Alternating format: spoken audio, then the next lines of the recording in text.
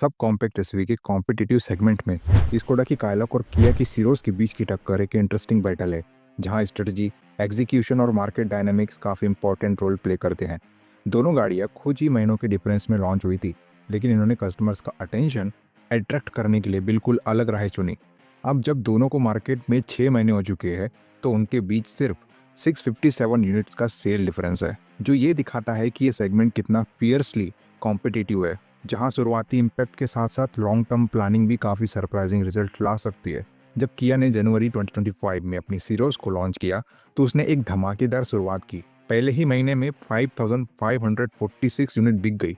इस सक्सेस के पीछे किया का स्ट्रॉन्ग डीलरशिप नेटवर्क और ब्रांड की पहले से बनी हुई मार्केट रिकॉल का बड़ा हाथ था। दूसरी तरफ स्कोडा ने अपनी काइला को थोड़ा रिस्ट्रेंट तरीके से लॉन्च किया, जहां पहले महीने में सिर्फ 1200 यूनिट्स ही बिक पाई। ये approach typical European car makers का होता है, स्लो एंड स्टेडी, और इसी ने आगे चलकर एक काफ़ी इंटरेस्टिंग रेस की बुनियाद रखी।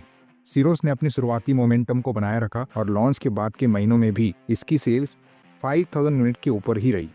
इसका क्रेडिट जाता है किया के वाइड स्प्रेड नेटवर्क को और उसकी रिपोर्टेशन को, जो हमेशा से फीचर लोडेड और वैल्यू फॉर मनी गाड़ियाँ देने के लिए जानी जाती है। वहीं दूसरी तरफ काइलॉक ने धीरे धीरे मार्केट में अपनी पकड़ बनाना शुरू की। फरवरी से अप्रैल के बीच उसकी सेल्स में जबरदस्त जंप देखा गया।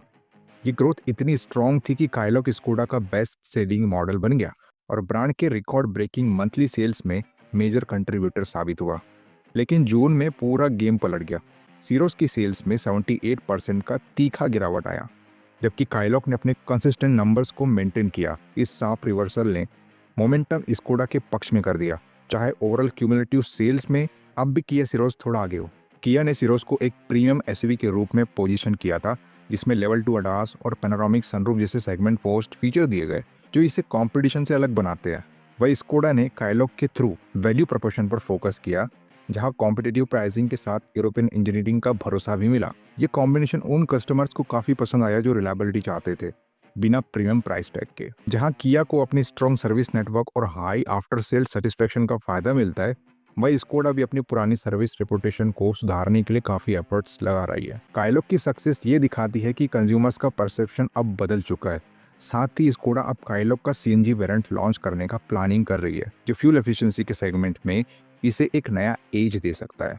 सीरोस और काइलॉक का सफर ऑटो इंडस्ट्री के ब्रॉडर डायनामिक्स को रिफ्लेक्ट करता है, जहां शुरुआती हाइप के साथ साथ लॉन्ग टर्म वैल्यू प्रोपोर्शन भी किसी प्रोडक्ट की सक्सेस के लिए इक्वली इंपॉर्टेंट होता है। किया सीरोस ने लॉन्च के टाइम एक बड़ा धमाका किया, लेकिन स्कोडा काइलॉक की study and strategically planned growth ये दिखाती है कि वो अपने लिए एक स्ट्रॉन्ग फ्यूचर फाउंडेशन तैयार कर रही है।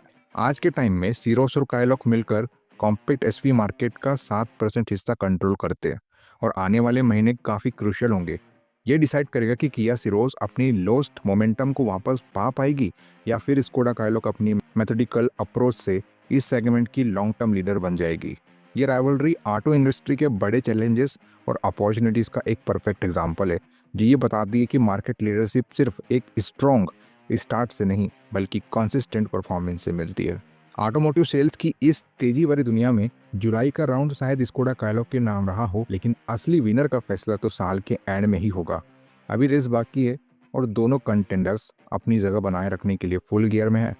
वैसे इन दोनों एसयूवीज को लेकर के आप क्या सोचते हो? आपको स्कोडा काइलॉक पसंद है या फिर किया सीरोस? वीडियो अगर इन्फॉर्मेटिव और यूजफुल लगी होगी तो इस वीडियो को लाइक कर देना। चैनल पे नए आए हो, चैनल को सब्सक्राइब करके जानो, क्योंकि ऐसी ही वीडियोस आपको हमारे चैनल पे मिलती है रेगुलर बेसिस पे। चलिए मिलते हैं अपने अगले वीडियो में, तब तक के लिए बाय बाय, टेक केयर।